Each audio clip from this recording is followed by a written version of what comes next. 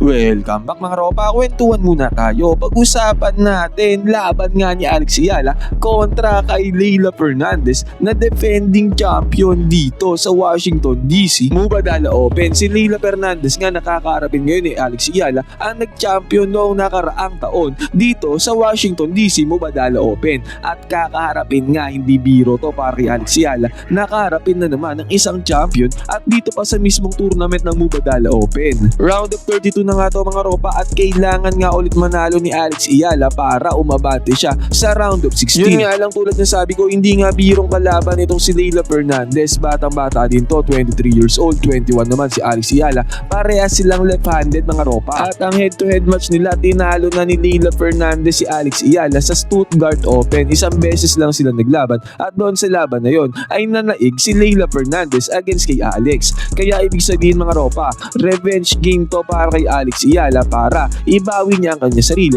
mula sa pagkatalo niya kontra kay Leylah Fernandez. At dito nga sa laban na to ay hindi na naman binigo ni Alex Ayala ang sambayan ng Pilipinas dahil lumaban na naman si Alex hanggang sa dulo. Ang nangyari nga dito, napakaganda ng laban at sa isang punto nitong match na to ay naging dehado talaga ang ating kabayan na si Alex Ayala. Pero kahit na naging dehado siya mga ropa, lumaban pa rin hanggang dulo, never say die spirit. Kinambak niya itong si Leylah Fernandez para doon sa dulo ay makamtan nga niya ang panalo. Tulad nga ng sabi ko, si Leylah Fernandez ang champion dito sa Washington DC Mubadala Open. Kaya hindi birong kalaban itong si Leylah Fernandez mga ropa, pero nung tinalo siya ni Alex Ayala, sports naman si Leylah Fernandez, unlike nung sa kay Sheng mga ropa na hindi man lang naman sin. Itong si Leylah Fernandez kahit natalo siya mga ropa ay naging sport naman siya sa ating kabayan na si Alex Ayala. Ngayon mga ropa, wag na nating patagalin ito. Ito ang game analysis at breakdown. Round of 32 ng Mubadala Open, Washington DC. Dehado na pero nanalo pa si kabayan Alex. Simulan na natin to. Okay, game. Okay, first set, dito tayo magsimula. Nagpakiramdaman kaagad ang dalawang players, nagkaroon kaagad ng maiksing rally, pero nung dinala ni Fernandez yung bola doon sa may right side na outside kaagad. Kaya ang first point ay nakuha dito ni Alex. At service dito si Alex mga ropa. Eto na nga yung pinupuri ng mga commentators na nag-improve daw ang service ni Alex, dalawang beses niya nga dito na iskoran. Itong si Leylah, gamit ang kanyang service mga ropa na outside ang mga palo ni Leylah na receive. At dahil nga sa dominating first game na to ay na 1-0 kaagad ni Alex ang first set. Service dito si Leylah Fernandez. Eto nga ulit, nagkaroon ng mini run dito, pero nakokontrol talaga ni Alex ang pacing ng laro mga ropa, nagagawa niya ang kanyang mga gusto. At si Leylah Fernandez naman ay parang nagpapainit pa at nag-e-errors mga ropa. Normal na rally nga ulit dito sa may second game ng second set, pero bumabakbak talaga kaagad, maagang bumabakbak si Alex at hindi nga yan na-handle nito si Leylah Fernandez. Kaya nai-scorean siya dito ni Alex. Mga unforced error dito sa pagsisimula ng laro. Natyanihan naman ni Leylah Fernandez ng puntos dito si Alex matapos ma-outside ang bola. At sa pagkakataon nga na to, na-scorean na naman ni Alex si Leylah Fernandez gamit ang unforced error. Kaya dito sa may first set, 4-2 kagad ang score, lamang kagad si kabayan. Dominante siya pagbubukas ang first set. Sinubukan lumaban dito ni Leylah Fernandez pero maiksing rally pa nga lang ay nag-e-error kagad siya. Outside na naman ang tirada niya, kaya score na naman dito ni Alex Ayala. Service nga dito si kabayan at hindi pa nga humahaba ang rally, kitang-kita natin error na naman ang ginawang receiving dito ni Leylah Fernandez. Service ulit si kabayan at na-receive naman niya ni Leylah Fernandez, pero ang ginawa dito ni Alex, dinala niya yung bola doon sa may right side. Kitang-kita natin hindi nakahabol dyan si Leylah Fernandez, kaya easy point na naman na nagawa dito ni Alex. At sa pagkakataon na to, another one. Pagka-atake dito ni Alex, receive dito ni Leylah Fernandez, outside yung bola doon sa may right side, kaya na 5-2 na dito ni Alex Ayala. Itong si Leylah Fernandez, dominante first set nga. At itong puntos na to ang nagpanalo kay Alex dito sa may first set mga ropa, at dahil nga dyan naging 6-2 ang first set, nakuha ni Alex ang first set. Ngayon kung nagtataka kayo, sinabi ko doon sa unang parte ng laro na naging dehado si Alex Ayala. Dito sa second set mga ropa, napalaban talaga si kabayan Alex dahil si Leylah Fernandez ay nag-ibang anyo mga ropa at dinomina niya si Alex Ayala dito sa may second set. At kung noong first set si Lila Fernandez ang maraming errors, dito naman sa may second set, si Alex Ayala naman ang nagkaroon ng maraming errors at si Lila Fernandez naman ang nakakontrol ng tempo at pacing netong second set. Kaya makikita natin dito mga ropa, talagang naiskoran ni Lila Fernandez itong si Alex Ayala at nakontrol pa nga niya ang game 5 netong second set. Naging 4-1 na ang second set mga ropa at pagkapalo nga kagad dito ng serve ni Lila Fernandez, hindi nga kagad yan na-receive at nag-error na naman dito si Alex Ayala. At sa pagkakataon na to, ganun ulit, hindi na pinapahaba yung rally.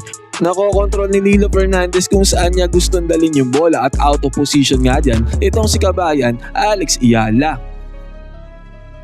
Napakaganda ng ginawa dito ni Lila Fernandez mga ropa, tingnan natin. Pag-atake dito ni Alex Ayala, yung receive dito ni Lila Fernandez nilagyan niya ng pektus at akala dyan ni kabayan Alex hindi papasok yung bola pero inside pala mga ropa, kaya score na naman dito para kay Lila. Nakatiyani pa nga ng puntos dito si kabayan sa may game 6 nitong second set pero tinapos na ni Lila Fernandez itong game 6 ng second set. Another error na naman sa receiving ang nagawa dito ni kabayan Alex, kaya easy points na nagawa dito ni Lila Fernandez at naging 5-1 nga ang second set mga ropa, dominanteng second set para kay Lila Fernandez. Isang puntos na nga lang ay magkakaroon na ng do or die final set mga ropa, ganyan binaliktad ni Lila Fernandez itong set 2. At dito na nga papasok ang never say die spirit ni Alex Ayala mga ropa, dahil nga kahit na 5-1 ang score dyan, hinabol niya yan mga ropa. Ngayon tignan natin kung paano niya hinabol. Akala ko nga dito dahil nga tinambakan na siya ni Lila Fernandez ay nawalan na ng moral, nawalan ng stamina si Alex. Akala ko napagod kasi yung mga service niya dito ay kumakapos at nag-e-error siya sa mga first service. Nakachani siya ng puntos dito mga ropa, hindi na-receive dito ni Lila Fernandez yung kanya service. Pero doon sa pangalawa mga ropa, heto na naman, hindi niya kaagad na serve yung bola. At next service error nga din siya dito sa may first serve mga ropa. Doon naman sa may second serve, ito nabalik to na maganda ni Lila Fernandez at naiskoran na naman siya dito. At ganun pa din ang storya, error na naman para kay kabayan Alex, kaya akala ko nga ay talagang gigive up niya na itong second set. Kita na rin sa kanyang body language mga ropa na tila ba nawawalan na din ng moral itong si kabayan Alex dito sa may second set, pero yun ang akala natin. Ang nangyari dito, nagkaroon ng error, unforced error itong si Lila Fernandez. At ganun pa rin, nag-error pa rin ang first serve dito ni kabayan Alex, kaya akala ko nga ay pagod na talaga siya. Pero nung nagkaroon ng rally dito, eto na, matagalang rally mga ropa. Eto na yung sinasabi natin, yan ang strength ni kabayan Alex, itong mga matagalang rally. At makikita nga natin dito, gumip up itong si Lila Fernandez. Unforced error dito sa may right side, puntos para kay kabayan Alex. Nakachani ng puntos dito si Alex, naging 5-2 ang second set. Service dito ni Lila Fernandez, hindi kaagad siya nakareact sa palo dito ni Alex Ayala. Tingin ko nga, heto ang naging hudyat kay Alex para bumanat dito sa may second set. Tinibayan at ginapang talaga ni Alex Ayala itong second set. Heto, medyo mahabang rally na naman. Error na naman ang ginawa dito ni Lila Fernandez. Gumip up na naman siya sa rally. Nagkaroon nga din ng service error dito itong si Lila Fernandez. Unang service fault yan. At kung mangalawa pa nga mga ropa, dito siguro naramdaman ni Alex Ayala na nagkakaroon na ng fatigue. Napapagod na itong si Lila Fernandez at nakuha nga dito ni kabayan Alex ang game 8 ng second set, kaya naging 5-3 ang score. Humabol bigla dito si Alex Ayala. Nagkaroon ng bahagyang pressure kay Lila Fernandez, napunta ang momentum kay Alex Ayala. Service niya dito, nadala kagad ni Alex yung bola dito sa mid left side. At sobrang layo dyan ni Lila Fernandez at hindi niya nga na-receive na maayos yung bola. At kung ma-receive man yan, na-cover na ni Alex Ayala yung position dito sa mid gitna. Kaya sure ball score pa rin kay Alex Ayala. Puntos nga ulit ang kanya nagawa. Nagkaroon ulit ng mini rally ang dalawang players. At ito nga ang gustong-gusto ni Alex Ayala, itong rally na ganito, dahil alam niyang gumigip up itong si Lila Fernandez. At ganun nga ang nangyari, gumib up si Lila Fernandez na net ang kanyang tirada. Nagkaroon ulit ng mini rally mga ropa ang dalawang players na to. Ganun ulit ang ginawa dito ni kabayan Alex. Ball control mga ropa hanggang nung makita niyang out of position na si Lila Fernandez, nila na kagad yung bola dito sa may right side. Puntos na naman para kay Alex.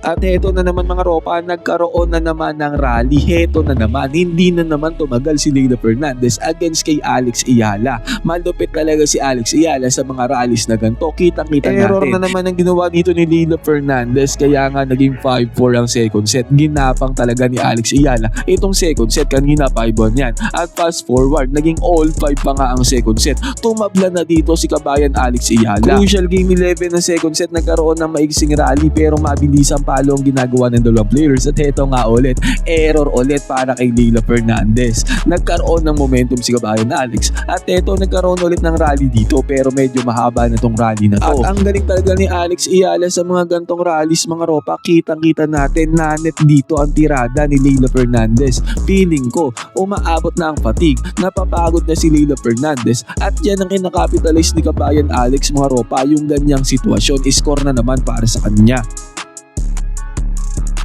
Sunod-sunod yan mga ropa, hindi pinagpahinga ni Alex Ayala itong si Leila Fernandez hanggang makuha nga ni Alex ang error na naman dito ni Leila Fernandez. Net na naman ng tirada. Naging 6-5 nga ang score mga ropa, isang puntos na lamang ay makukuha na ni Alex ang panalo dito sa match na to. Saan kanina ay 5-1 na score, biglang naging 6-5 na baliktad bigla ni Alex ang senaryo kaya isang game na lang ay makukuha niya na ang panalo dito sa match na to. Pinaganda naman ni Leila Fernandez ang laban, sunod-sunod na puntos ang kanyang ginawa dito sa may game 12 ng second set. In-straight niya naman dito si Alex Ayala kaya naging all 6 ang score mga ropa, nagkaroon ng tiebreaker dito sa may second set.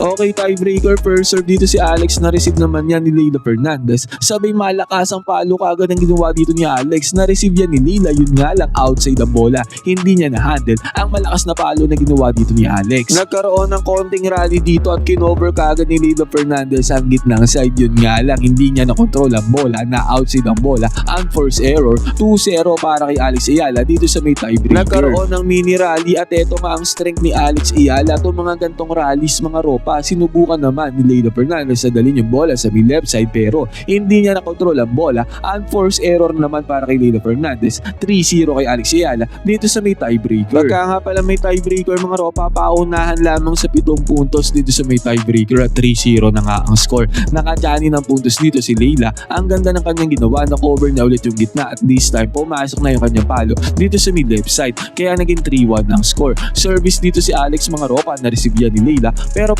palo ulit dito ni Alex, ayun na, hindi na na-handle ni Leila Fernandez ang malakas na palo ni Alex. Error na naman para sa kanya, 4-1 ang score. Pagka-receive dito ni Alex, nanet na naman ang tirada dito ni Leila Fernandez. Another unforced error na naman, 5-1 na ang score. 2 puntos na lang ay makukuha na ni Alex ang panalo. At ang nangyari dito, nagkaroon ng mini rally. Bawat puntos nga importante na para kay Alex para ma-close out ang game. At pagkapalo niya, papunta doon sa may right side. Inside yan mga ropa, pasok ang tirada ni Alex. Hindi yan na-receive nitong si Leila Fernandez. Kaya i-score kay Alex, 6-1 ang score. At eto na nga mga ropa, nagkaroon ng mahabang rally sa dalawang players. Palitan ng bola, palitan ng ball control. Pagandahan ng lapag ng bola mga ropa, pero ito nga yung strength ng isang Alex Ayala. Itong mga mahabang rallies na ganito, ang kanyang gustong gusto. Dinala niya yung sa bola sa may left side at napapit dyan itong si Leila Fernandez. Kinover kagad ni Alex Ayala yung position dito sa may gitna. Pepeke siya papunta doon sa may kanan, yun nga lang binalik ni Alex Ayala yung bola sa may left side. Hindi na nakareact dyan si Leila Fernandez. At yan na naging match point mga ropa, 7-1 ang score dito sa may tiebreaker. At nakuha na ni Alex Ayala ang panalo dito sa match na to.